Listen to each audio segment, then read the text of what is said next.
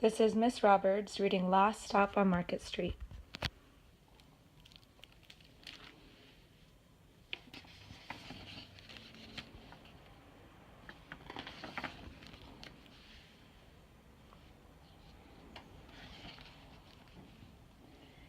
CJ pushed through the church doors, skipped down the steps.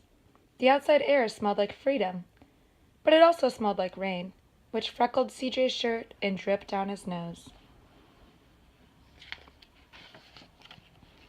He ducked under his Nana's umbrella, saying, "How come we gotta wait for the bus in all this wet?"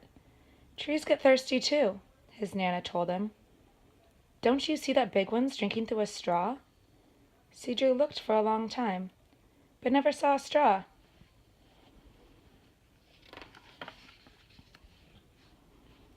From the bus stop, he watched water pool on flower petals, watched rain patter against the windshield of a nearby car. His friend Colby climbed in, gave CJ a wave, and drove off with his dad. "Nana, how come we don't got a car?"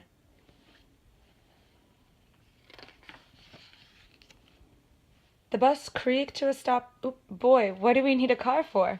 We got a bus that breathes fire, and old Mr. Dennis, who always has a trick for you. The bus creaked to a stop in front of them. It sighed and sagged, and the doors swung open.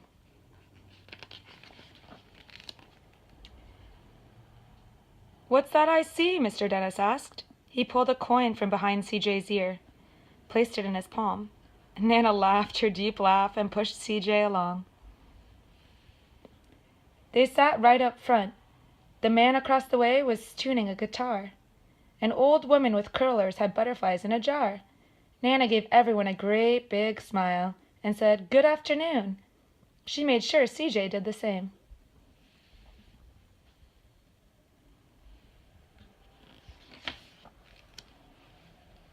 The bus lurched forward and stopped, lurched forward and stopped.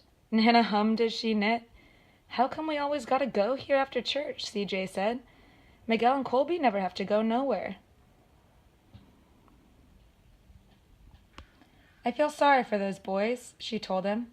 "They'll never get a chance to meet Bobo, or the sunglass man. And I hear Trixie got herself a brand new hat." CJ stared out the window, feeling sorry for himself.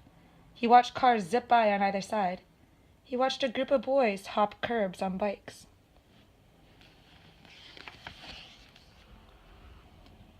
A man climbed aboard with a spotted dog.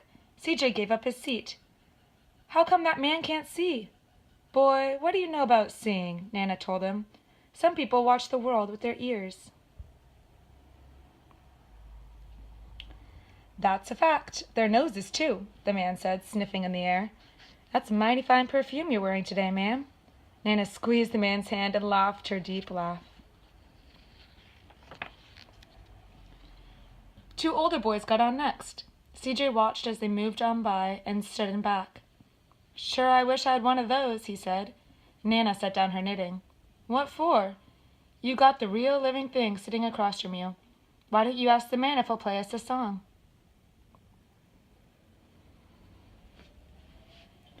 CJ didn't have to. The guitar player was already plucking strings and began to sing. "To feel the magic of music," the blind man whispered. "I like to close my eyes." Nana closed hers too. So did CJ and the spotted dog. And in the darkness, the rhythm lifted CJ out of the bus, out of the busy city. He saw sunset colors swirling over crashing waves, saw a family of hawks slicing through the sky, saw the old woman's butterflies dancing free in the light of the moon. CJ's chest grew full and he was lost in the sound, and the sound gave him the feeling of magic.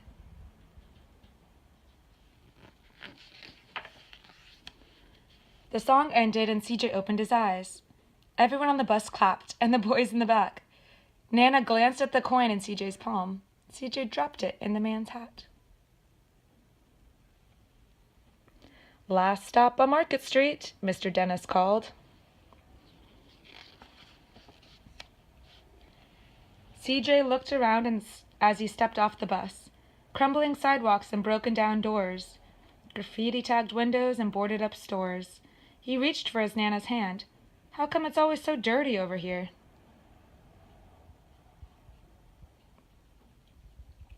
She smiled and pointed to the sky. Sometimes when you're surrounded by dirt, CJ, you're a better witness for what's beautiful.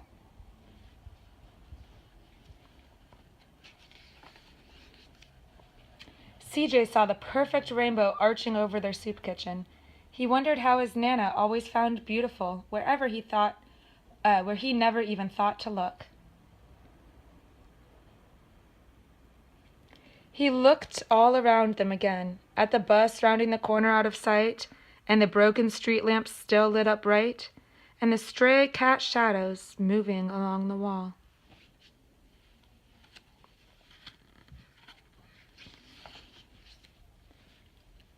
When he spotted their familiar faces in the window, he said, "I'm glad we came."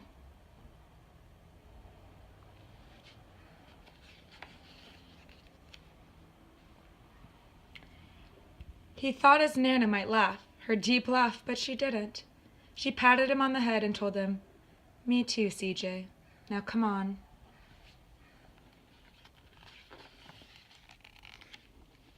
The end.